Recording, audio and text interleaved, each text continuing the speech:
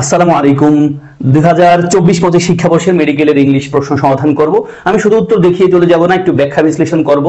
আমি একটা কথা বলি ভাইয়া, যদি আমরা বিগত বছরগুলোতে আসা প্রশ্ন বুঝে শুনে সমাধান করতে পারি, আমরা নিশ্চয়ই ইংলিশে খারাপ করার সুযোগ থাকবে না। এবং এই কথাটা বিবেচনায় রেখেই আমি সেই 1991-92 সেশন থেকে মেডিকেল ভর্তি পরীক্ষায় আসা প্রত্যেক বছরের ইংলিশ প্রশ্ন সমাধান করে প্লেলিস্ট করে রেখেছি। এবং আমার সাথে যারা ইংলিশ প্রস্তুতি নিয়েছে, আলহামদুলিল্লাহ সবার ইংলিশ পরীক্ষা খুব ভালো হয়েছে, ভালো হয় আলহামদুলিল্লাহ। এবং আজকে আমরা যে প্রশ্নটা সমাধান করব, এখান থেকেও সামনের বছরগুলোতে অবশ্যই প্রশ্ন আসবে। কিভাবে আসবে সেটা আমি আজকের এই প্রশ্ন সমাধানে দেখাবো। ফলে তোমরা ক্লাসে একটা রিঅ্যাকশন দিও, ছোটদের বন্ধুদের একটু দেখার সুযোগ করে দিও। আমরা চলে যাই। প্রথম যে প্রশ্নটা আমাদের আজকের পরীক্ষার প্রথম প্রশ্ন আমার কাছে আছে, which of the following sentences is correct? কোন বাক্যটা কারেক্ট? এই প্রশ্নটার একটু কনফিউশন আছে, অনেকগুলো উত্তর হওয়ার একটা চান্স আছে, বাট আমি আমার মতো করে একটা উত্তরকে খুব বেশি পছন্দ করেছি, সেটা তোমাদের দেখাবো। দেখো, এই প্রশ্নের উত্তরে ভাইয়া আমরা কি বলতে পারি? প্রথম বাক্যটা আমাদের কাছে কারো কাছে কারেক্ট মনে হতে পারে যে can you run as fast as he could, মানে তুমি কি দৌড়াতে পারো যেমনটা সে পারতো। আবার সেকেন্ড বাক্য can you run as fast as he runs, তুমি কি দৌড়াতে পারো যেমন যত দ্রুত সে দৌড়াতে পারে। Can you run as fast as he, যেমনটা সে দৌড়াতে পারে, এটাও কেউ কেউ পছন্দ করছে, but I will go for answer D. আমি ডিটাতে যাব। কেন? আমার কথা একটু মনোযোগ শুনবো ভাইয়া। প্রথম পয়েন্ট হলো, আমরা বাক্যের দুই পাশে সেম টেন্স রাখি, ওই দৃষ্টিকোণ থেকে আমি এই নাম্বার হচ্ছে ডি নাম্বারটাকে এগিয়ে রাখবো। এক, আর অ্যাজ শব্দটাকে আমরা কনজাংশন আকার ইউজ করি, ফলে দুই পাশে দুটো সেন্টেন্স রাখতে হয়, সেই দৃষ্টিকোণ থেকে আমি সি নাম্বারটাকে চুজ করতে পারছি না। রইল কে? বি আর ডি। এখন মডার্ন ইংলিশে একটা প্যাটার্ন তোমাদেরকে বলি, এটা বললে তোমাদের কাছে ডি নাম্বারটা ক্লিয়ার হয়ে যাবে, আমার কাছে মনে হয় ক্লোজেস্ট আনসার। তারপরও পরীক্ষকরা কোনটা নেন মুশকিল বলা। ধরো আমি তোমাকে প্রশ্ন করলাম, do you love your home country? তুমি উত্তর কি বলবা? Yes I love. But modern English বলছে তুমি যদি উত্তরটা বলো ইয়েস আই ডু, তার মানে do you love your home country, তোমাকে ডু দিয়ে আমি প্রশ্ন করেছি, তুমি উত্তর কি বলবো? আই লাভ না বলে আই ডু। তোমরা যদি প্রশ্ন করি ক্যান ইউ রাইট আ বুক, তুমি একটা বই লিখতে পারো, উত্তর কি বলবা? ইয়েস আই রাইট নাকি I can? Yes I can. তার মানে ওই অ্যাঙ্গেলে আমরা চিন্তা করলে কিন্তু উত্তর আমরা ডি নাম্বারটা নিলাম। দেখো, প্রশ্নটা যেই মোডে করেছি, আমি ভার্বটা না ব্যবহার করে মোডালটা ইউজ করেছি। এই যে can you run fast, can you run, তুমি কি দৌড়াতে পারো? As fast as he can, তুমি কি দৌড়াতে পারো এত দ্রুত যত দ্রুত সে দৌড়াতে পারে। ফলে আমি উত্তর ডি নাম্বারটা চুজ করলাম। এখন এই প্রশ্নটা আবার আসতে পারে পরীক্ষায় কিভাবে? এক, ভাইয়া দেখো, ফার্স্ট শব্দটা কোন পার্টস অফ স্পিচ দিয়ে পরীক্ষা আবার আসতে পারে? ফার্স্ট শব্দটা কোন parts of speech? Adverb. Yes, first শব্দটা এখানে অ্যাডভার্ব। ফার্স্ট শব্দ অ্যাডজেক্টিভ হতে পারে, ভার্বও হতে পারে, বাট এখানে অ্যাডভার্ব, দ্রুত সময়কে রেফার করছে, অ্যাডভার্ব। পাশাপাশি এই পয়েন্টটা নিশ্চয়ই তোমরা জানো যে অ্যাডজেক্টিভ অ্যাডভার্বের আগেও অ্যাজ হয়, পরেও অ্যাজ হয়। তাহলে is as fast as, as fast as, তুমি কি দৌড়, ক্যান ইউ রান, তুমি কি দৌড়তে পারো? অ্যাজ ফাস্ট অ্যাজ, এত দ্রুত যত দ্রুত সে দৌড়তে পারে। পাশাপাশি এই যে আমরা ফার্স্ট শব্দের কোন পার্টস অফ স্পিচ হয় এটা আসতে পারে। আরেকটা হলো কি, এই যে অ্যাডজেক্টিভ অ্যাডভার্বের আগেও অ্যাজ হয়, পরেও অ্যাজ হয়। দেন আমরা সামনের প্রশ্নে যাব, এবং এস শব্দটা অবশ্যই এখানে কনজাংশন, এস শব্দটা এখানে কি? Conjunction. Next question, if you succeed I shall be happy, যদি তুমি সফল হও আমি খুশি হব। এই বাক্যটার কারেক্ট সিম্পল ফর্ম কোনটা? কারেক্ট সিম্পল ফর্ম উত্তর কোনটা নিব আমরা? ইয়েস, উত্তর হবে ডি নাম্বারটা, উত্তর হবে ডি নাম্বারটা। এটা থেকে প্রশ্ন কেমনে আসতে পারে ভিন্ন অ্যাঙ্গেলে সেটা আমি তোমাদের দেখাচ্ছি। বাক্য বলছে ইফ ইউ সাকসিড, যদি তুমি সফল হও আমি খুশি হব। তাহলে আমাদের বলছে সিম্পল সেন্টেন্স, সিম্পল সেন্টেন্সে একটা ফাইনাইট ভার্ব থাকবে। এই কথাগুলো আমি বলে আসছি বারে বারে। সিম্পল সেন্টেন্সে একটা ফাইনাইট ভার্ব কেবল থাকবে, একটা ফাইনাইট ভার্ব। তাহলে দেখো, এবং বাক্যের অর্থ ঠিক থেকে বাক্যে একটা ফাইনাইট ভার্ব থাকবে। যদি তুমি সফল হও আমি হ্যাপি হব, তার মানে উত্তর আমরা নিতে পারি ইউর সাকসেস, তোমার সফলতা উইল মেক মি হ্যাপি, আমারে হ্যাপি করবে, তোমার সফলতা আমাকে হ্যাপি করবে। বাকিগুলো কেন হয় না? I am happy when you succeed হলো না তো? ওয়েন দিয়ে যে বাক্যটা, এটা তো আমরা কমপ্লেক্স সেন্টেন্স বলবো এই বাক্যটাকে। I am happy for your success, আমি তোমার সফলতার জন্য খুশি, মানে এটাও সিম্পল, বাট মূল বাক্যের সাথে অর্থে মিল নেই। বলছে আমি খুশি হব, ফলে এই কথাটা ফিউচার মোডে দিলে আমাদের উত্তরটা বি নাম্বার, সো ডি নাম্বারটা বেশি কারেক্ট। সি নাম্বারটা your success makes me happy, এটাও সিম্পল সেন্টেন্স, বাট ওই যে অর্থের সাথে মিল রাখতে হবে। বলছে যদি তুমি সফল হও তবে আমি হ্যাপি হব, হব কথাটা এখানে দিচ্ছে your success will make me happy, তোমার সফলতা আমাকে হ্যাপি করবে, এখানেও ফিউচার মুড, এখানেও ফিউচার মুড। অন্যদিকে বি আর সি সিম্পল হওয়া সত্ত্বেও মূল বাক্যের সাথে যায় না। অন্যদিকে এই নাম্বারটা তো কমপ্লেক্স সেন্টেন্স। এখন পরীক্ষা কি আসতে পারে? পরীক্ষা আসতে পারে আমাদের মেডিকেল ভর্তি পরীক্ষায় প্রশ্ন আসছে ওই যে ইফ ইউ সাকসিড, এটা কোন ক্লজ? মেডিকেলে আসছিল একবার, ইফ যুক্ত যে বাক্যটা সেটাকে আমরা বলি অ্যাডভার্বিয়াল ক্লজ, অ্যাডভার্বিয়াল ক্লজ। তারপরে এই বাক্যটা দিয়ে বলতে পারে এই বাক্যটা কোন টাইপের সেন্টেন্স, সিম্পল না কমপ্লেক্স? অবশ্যই আমরা বলবো কি কমপ্লেক্স সেন্টেন্স। পরীক্ষা আসতে পারে সাকসিড এই শব্দটা, এটা কি ভার্ব নাকি নাউন? অবশ্যই এটা ভার্ব, নাউন হলো সাকসেস, নাউন হলো সাকসেস। সামনে যাই, which of the following is the active form of the statement? Active form কোনটা এই বাক্যটার? My book has been lost by me. Narration আর ভয়েসে পাল্টানো যাবে না, মানে গোলায় ফেলা যাবে না। ন্যারেশনে আমরা রিপোর্টিং ভার্বটা পাস্ট টেন্সে হলে রিপোর্টেড স্পিচের টেন্স পাল্টাই, ভয়েসে কিন্তু টেন্স পাল্টাই না। ফলে অ্যাক্টিভে আছে মাই বুক হ্যাজ বিন লস্ট, প্যাসিভে আমরা কি লিখবো? এটা খুব ইজি কোশ্চেন, সবাই নিশ্চয়ই পেরেছে। উত্তর হবে ভাইয়া মাই বুকটা সাবজেক্টে আছে, এটা অবজেক্টে নিব। তাহলে বাই মি তার মানে আই আসবে আমাদের সাবজেক্টে, আই এর সাথে নিশ্চয়ই হ্যাজ বিন বসে না, মানে প্যাসিভে আমরা অবশ্যই বিন লিখতে হয়। আমরা নিশ্চয়ই মাই বুকের সাথে হ্যাজ বসেছে, নিয়ের আই লিখবো, এর সাথে নিশ্চয়ই হ্যাভ বসবে। তাহলে উত্তর কি হচ্ছে আই হ্যাভ লস্ট মাই বুক। তাহলে আই হ্যাভ লস্ট মাই বুক, এটার প্যাসিভ হলো মাই বুক হ্যাজ বিন লস্ট। এবং পরীক্ষা আবার ঘুরে দিতে পারে যে আই হ্যাভ লস্ট মাই বুকের প্যাসিভ সেন্টেন্স কোনটা। তাহলে আমরা জানি অ্যাক্টিভে আই হ্যাভ লস্ট এটা active sentence, passive sentence always একটা ভি3 থাকে, তার আগে একটা বি ভার্ব থাকবে। এখানে প্রেজেন্ট পারফেক্ট টেন্সের বি ভার্ব আমরা বিন নিলাম। তাহলে my book has been lost by me, এটা হলো প্যাসিভ, অ্যাক্টিভ হলো I have lost my book. এবং পরীক্ষা আসতে পারে এটা কোন টেন্স, পরীক্ষা আবার আসতে পারে, কারণ টেন্স থেকে মেডিকেলের প্রশ্ন প্রতি বছরে আসে। আই হ্যাভ লস্ট মাই বুক এটা কোন টেন্স? অবশ্যই এটা প্রেজেন্ট পারফেক্ট টেন্স, এটা পাস্ট পারফেক্ট টেন্স, এটা পাস্ট ইনডিফিনিট টেন্স। আর এটাকে আমরা কি বলবো? এটা প্যাসিভ মোডে আছে, বাট এটাকে আমরা প্রেজেন্ট ইনডিফিনিট টেন্স বলবো। A book of mine is lost, এই একটা বই, আমার একটা বই হারায় গেছে, বাট এই বাক্যের প্যাসিভ না, কিন্তু এমনি passive. Okay next, 4 which of the following is the passive form of the sentence? আগেরটা প্যাসিভে ছিল, অ্যাক্টিভ করতে বলা হয়েছে, এটা প্যাসিভ করতে বলা হয়েছে, অ্যাক্টিভ লেখা আছে। You have to admit this, তোমাকে এটা প্রকাশ করতে মানে ভর্তি করাইতে হবে না, অ্যাডমিট মানে স্বীকার করতে হবে। ইউ হ্যাভ টু অ্যাডমিট ইট মানে তোমার এটা স্বীকার করতে হবে। হ্যাভ টু একটা মডাল অক্সিলারি ভাই আমরা জানি, তারপর ভার্বের বিশ্রাম আছে। এবং আমরা প্যাসিভ সেন্টেন্সের একটা কোর কথা বলি, অবশ্যই ভি3 থাকবে এবং আগে একটা বি ভার্ব থাকবে, একটা অক্সিলারি ভার্ব থাকবে, অক্সিলারি ভার্ব থাকবে। তাহলে আমরা you have to admit this, দিসটা আমাদের অবজেক্ট সাবজেক্টে নিয়ে আসি। টেন্স যেহেতু পাল্টাবো না, তাহলে হ্যাভ টু জায়গায় তো দিসের সাথে ইউর সাথে হ্যাভ বসছে, দিসের সাথে হ্যাজ বসে, তাহলে দিস হ্যাজ লাগবে, টুও থাকবে। এবং অ্যাডমিটেড থার্ড ফর্ম হলো অ্যাডমিটেড, আগে একটা বি ভার্ব আনবো, কারণ বি ভার্বের পরে মডাল অক্সিলারি পর কিন্তু বি ছাড়া কিছু বসতে পারে না। ফলে উত্তর আমরা কি নিব ভাইয়া? উত্তর আমরা নিব বি নাম্বারটা। তাহলে দিসটা সাবজেক্টে আনলাম, তারপর আমাদের ইউর সাথে হ্যাভ বসছে, আমার দিসের সাথে হ্যাজ বসবে, হ্যাজ টু আছে, ভার্বের 3 নম্বর ফর্ম নিলাম এবং প্যাসিভে অবশ্যই বিটা নিতে হচ্ছে। তাহলে this has to be admitted by you, this has to be admitted by you, এটা অ্যাক্টিভ কি? You have to admit this, তোমাকে অবশ্যই এটা অ্যাডমিট করতে হবে। হ্যাভ টুটা মাস্টের অর্থ দেয়, এটা মডাল অক্সিলারি ভার্বের কোন ফর্ম হয়, তারপরে বেস ফর্ম হয়। অ্যাডমিট মানে প্রবেশ করা না, বরং স্বীকার করা। Next, the word anybody is an example of dash। anybody দিয়ে তো গত বছরও প্রশ্ন আসছে মেডিকেল ভর্তি পরীক্ষায়, মেডিকেলের প্রিভিয়াস কোশ্চেন থেকে অবশ্যই প্রশ্ন আসে, যদি কেউ বুঝে সমাধান করে। মুখস্থ করে চলে গেলে তো কিছু করার নাই। এনিবডি শব্দটা কেমন প্রোনাউন? আমার সাথে যারা প্রস্তুতি নিয়েছে, যা যা প্রশ্ন আসছে এগুলো আমি রেগুলারই বলি। প্রায় আমি যে কোনো টপিক পড়তে গেলে যা পাই এদিক ওদিক কথাবার্তা বলি, মানে পড়াশোনা প্রয়োজন, পরীক্ষার জন্য প্রয়োজন, ওই কথাগুলো থেকে এই প্রশ্নগুলো আসে। এনিবডি কোন পার্টস অফ স্পিচ? এনিবডি মানে কি? যে কেউ, তারপরে অনির্দিষ্ট। তাহলে প্রোনাউনের ক্লাসিফিকেশনটা থেকে পরীক্ষার প্রশ্ন আসছে, এটা গত বছরও এসেছে। উত্তর হবে নিশ্চয়ই এনিবডি মানে যে কেউ, অনির্দিষ্ট। ইনডিফিনিট প্রোনাউনকে আমরা অনির্দিষ্ট প্রোনাউন বলি।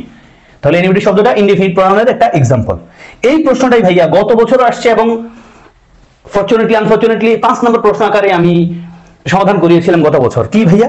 which one of the following is an indefinite pronoun? কোনটা ইনডিফিনিট প্রোনাউন? আমরা উত্তর পেয়েছিলাম এনি। দেখো ভাই, গত বছর ছিল শুধু এনি, এবছর বডি যুক্ত করে দিয়েছে, ঘটনা কিন্তু একই। আমরা বাকিগুলো ব্যাখ্যা করে দিয়েছি। সাচ আর দিসকে আমরা বলি ডেমনস্ট্রেটিভ প্রোনাউন, মানে নির্দেশক প্রোনাউন, আইদার বলি ডিস্ট্রিবিউটিভ প্রোনাউন। এবং আমি এই কথাটা ক্লাসে প্রায়শই বলি, যারা আমার ফ্রি ক্লাসও করেছো ভাইয়া, বলি এই যে উইথ শব্দটা কেমন, কি প্রোনাউন নাকি অ্যাডজেক্টিভ? বলি স্টুডেন্টরা বলে স্যার এটা নিশ্চয়ই ইন্টারোগেটিভ। তাহলে প্রোনাউন অ্যাডজেক্টিভ, ইন্টারোগেটিভ অ্যাডজেক্টিভ। ভাইয়া ওয়ানটা যেহেতু একটা নাউন এখানে, তাহলে নাউনরে মডিফাই করেছে উইচটা, আর এখানে উইচটার বলো ইন্টারোগেটিভ অ্যাডজেক্টিভ। এটা ইন্টারোগেটিভ প্রোনাউনও বলতে পারে। যদি বলতো উইচ অফ দ্য ফলোইং, ওয়ানটা থাকতো না। যদি বলতো which of the following is an indefinite pronoun, তাহলে উইচটা আমরা বলতাম ইন্টারোগেটিভ প্রোনাউন। আর যেহেতু ওয়ানটা আমাদের আছে, আমাদের প্রশ্নে যেহেতু ওয়ানটা আছে, ফলে আমরা এই ওয়ানটা যেহেতু নাউন আছে, উইচটার বলবো ইন্টারোগেটিভ অ্যাডজেক্টিভ। ওকে ভাইয়া? এবং ইনডিফিনিট শব্দটাও কিন্তু এখানে অ্যাডজেক্টিভ। সামনে যাই, তাহলে উত্তর পেয়ে গেছি আমরা এনি, গত বছর ছিল, আর এই বছর আসছে আমাদের এনিবডি। গত বছর দিছে ইনডিফিনিট প্রোনাউনের এক্সাম্পল কোনটা? এনি। আর এই বছর কি দিছে ভাইয়া? এই বছর দিছে এনিবডি শব্দটা কোন প্রোনাউন, বুঝতে পারছো? মেডিকেলের প্রশ্ন যদি রিপিট হয়, প্রিভিয়াস কোশ্চেন বুঝে বুঝে যদি সমাধান করে, প্রশ্ন রিপিট হওয়া ছাড়া গতি নাই, হবেই হবে। দেন দা চেয়ারপারসন, এবং আমি তোমাদেরকে অবশ্যই ক্লাসের শেষ দিকে সোর্স বলে যাব, প্রশ্নগুলো কোন টপিক থেকে আসছে, তোমরা কিভাবে সামনের জন্য প্রস্তুতি নিবা ছোটরা।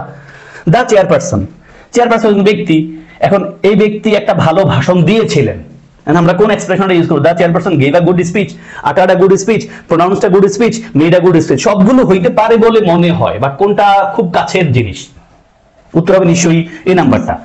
চেয়ারপারসনে একটা ভালো বক্তৃতা দিয়েছিলেন, বক্তৃতা দেওয়ার অর্থ আমরা গিভ স্পিচ বলতে পারি, ফলে the chairperson gave a good speech, বা করে পাস্ট টেন্সে আছে, তিনি দিয়েছিলেন একটা ভালো বক্তৃতা।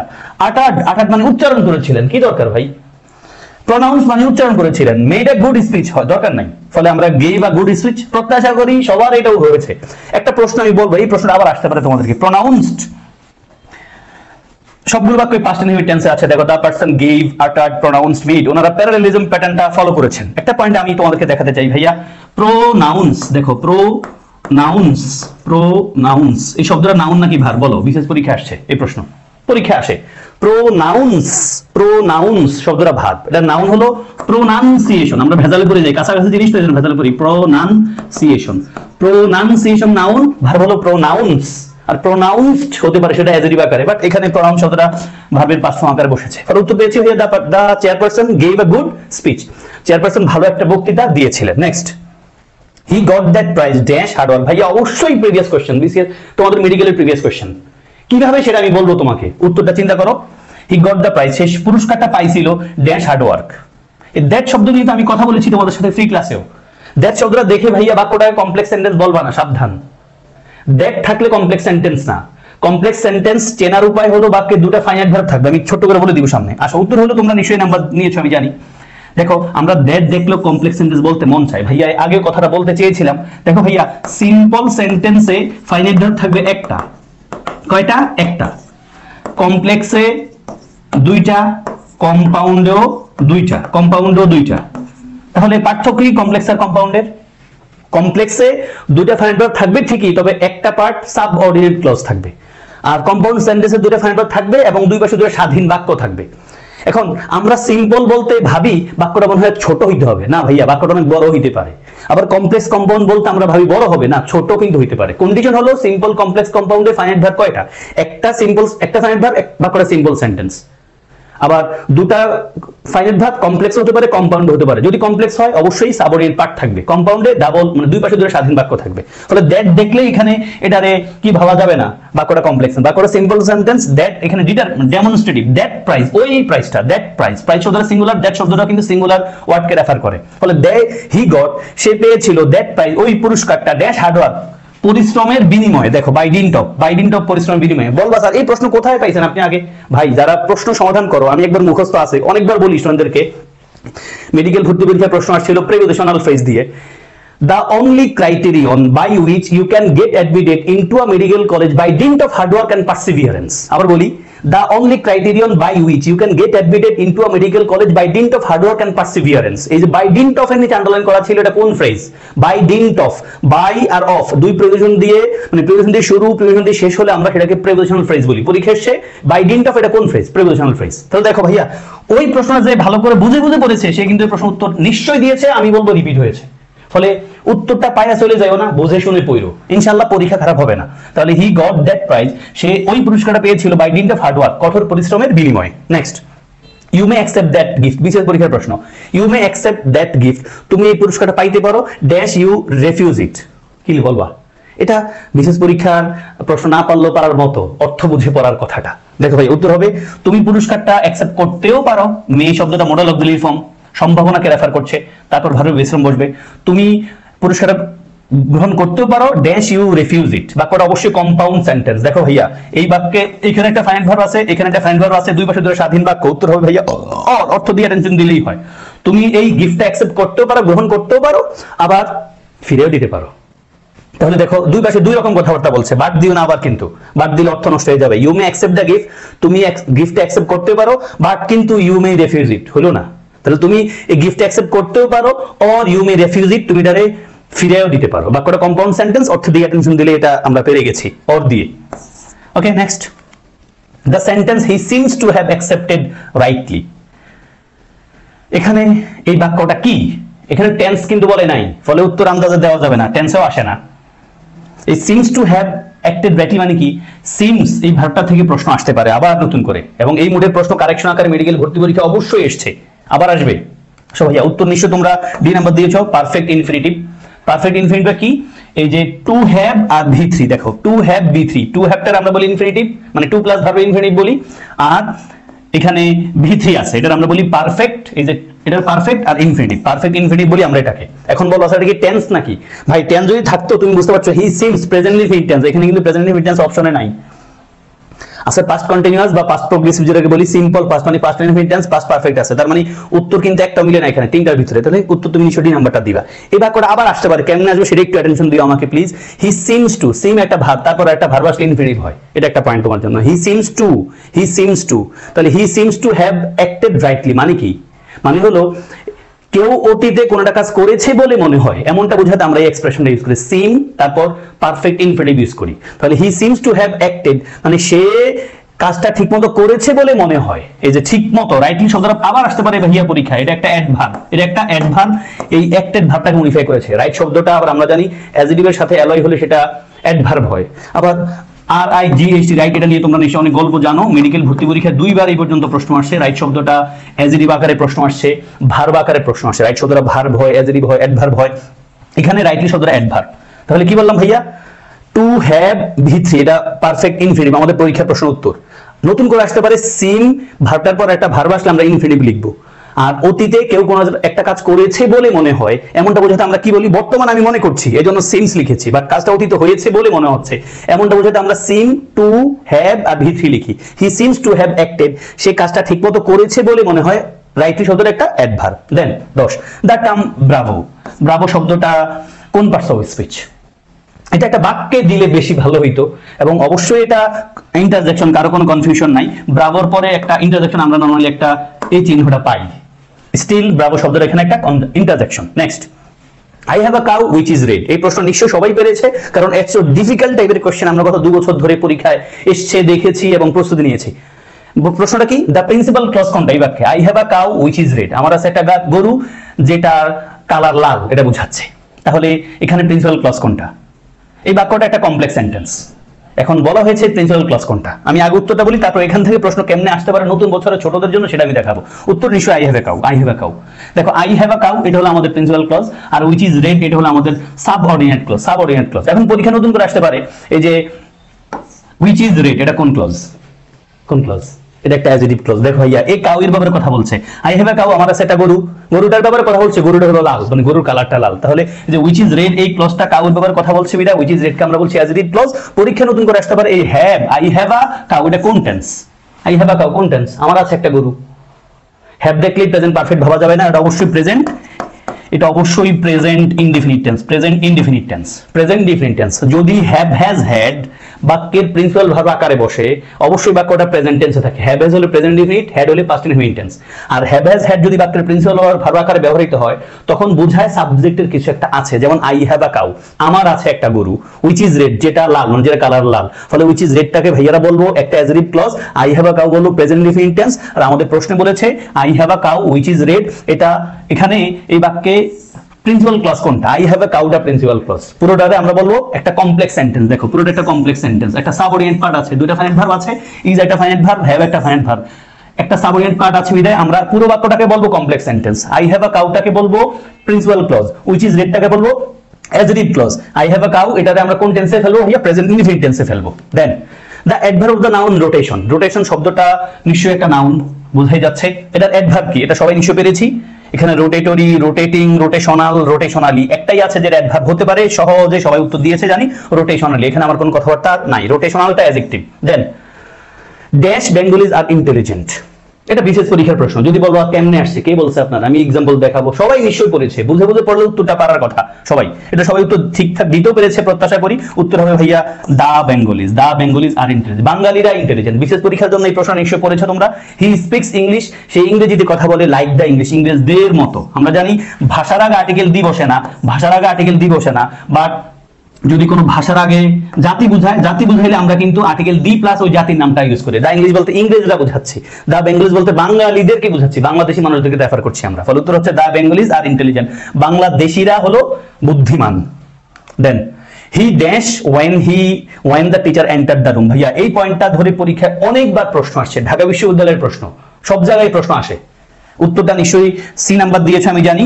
আমরা জানি ওয়েনের এক পাশে পাস্ট ইনডেফিনিট টেন্স হলে অন্য পাশে পাস্ট কন্টিনিউয়াস হয়। একটা কাজ চলমান ছিল, হঠাৎ করে একটা কাজ সামনে আসছে, তাহলে মানে উত্তর অর্থ হচ্ছে when he was studying, সে পড়াশোনা করছিল, when the teacher entered the room, যখন টিচার প্রবেশ করেছিলেন। তার মানে তার পড়াশোনার কাজটা চলমান ছিল, চলমান থাকা অবস্থা হঠাৎ করে টিচার এসেছিলেন। ফলে when যুক্ত অংশ পাস্ট ইনডেফিনিট টেন্স আর অন্য পাশে পাস্ট কন্টিনিউয়াস টেন্স। এটা হলো আমাদের উত্তর। ঢাকা বিশ্ববিদ্যালয়ে নীলা দিয়ে প্রশ্ন আসছে, নীলা নিশ্চয় তোমরা পড়েছো। ঢাকা বিশ্ববিদ্যালয়ে তাহের দিয়ে প্রশ্ন এসেছিল বিশেষ পরীক্ষায়, আমাদের চট্টগ্রাম, রাজশাহী, জাহাঙ্গীরনগরে এই প্রশ্নগুলো আসে। তার মানে ওয়াইনের এক পাশে পাস্ট ইনডেফিনিট, অন্য পাশে কি পাস্ট কন্টিনিউয়াস। এখন কথা শেষ না, নতুন করে প্রশ্ন কেমনে আসতে পারে দেখো ভাইয়া, তোমাদের জন্য একটু কালা করে রেখেছি। উত্তর পেয়েছি হি ওয়াজ স্টাডিং, সে পড়াশোনা করছিল, when the teacher enter the room, যখন সে ক্লাসরুমে প্রবেশ করেছে, টিচার ক্লাসরুমে প্রবেশ করেছিল। আমার প্রশ্নটা হলো এই পুরো বাক্যটা কোন ক্লজ, পুরো বাক্যটা কোন টাইপের সেন্টেন্স, কমপ্লেক্স সেন্টেন্স। দেখো ভাইয়া এই যে হি ওয়াজ স্টাডিং, আমরা ওয়াজ স্টাডিং একটা ফাইন ভার্ব পাচ্ছি না এখানে, যদি মূল ভার্ব বলি স্টাডিংটা, আর এই পাশে এন্টারটা আমাদের মূল ভার্ব, তার মানে দুই পাশে দুটো ফাইন ভার্ব পাচ্ছি। ফলে বাক্যটাকে আমরা কমপ্লেক্স বা কম্পাউন্ড বলবো। কমপ্লেক্স বলছি কারণ ওয়েন দিয়ে একটা সাবঅর্ডিনেট ক্লজ আছে, ফলে বাক্যটা কমপ্লেক্স সেন্টেন্স। এখন প্রশ্ন হতে পারে এই ওয়েন যুক্ত পার্টটা আবার কোন clause, when the teacher enter the room, এটারে এখানে বসাও মনে মনে তুমি।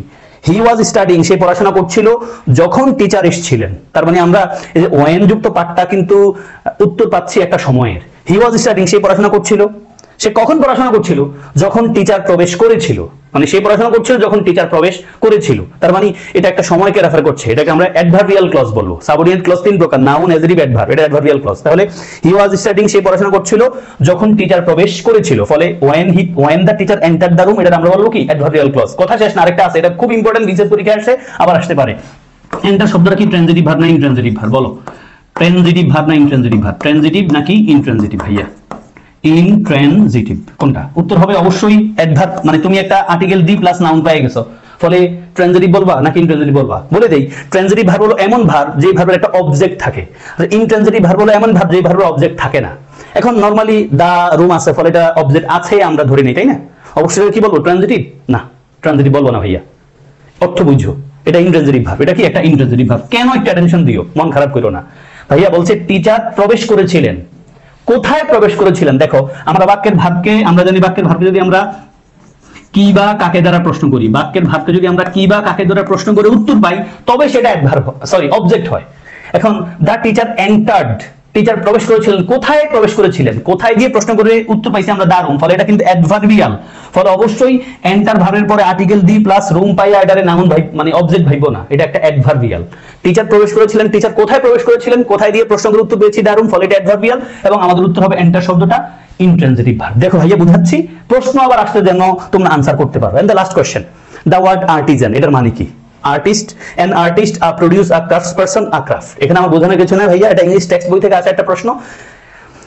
তো আর্টিজান মানে হলো এই ক্রাফটস পারসন, ডিকশনারি থেকে নিয়েছি, someone who does skilled work with their hands, মানে যে মানুষটা তাদের কাজ করে, মানে দক্ষ কাজগুলো করে তাদের হাত দিয়ে।